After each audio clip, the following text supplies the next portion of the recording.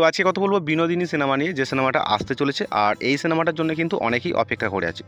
শেষমেশ এই সিনেমাটার একটা পোস্টার রিলিজ করেছে এবং তার সাথে সাথে সিনেমাটার রিলিজ ডেট জানিয়ে দেওয়া হয়েছে।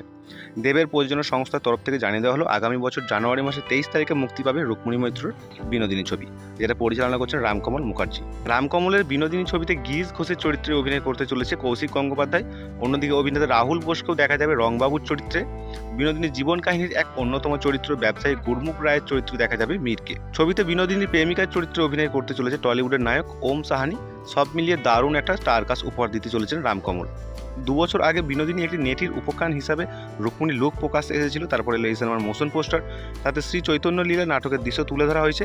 এর আগে অভিনেত্রীকে পুলিশের ভূমিকায় দেখা যাবে টেক্কা সিনেমাতে। এবার তাকে নতুন বছর নতুন লুকে শ্রী চৈতন্য রূপে বড় পর্দায় দেখা যাবে।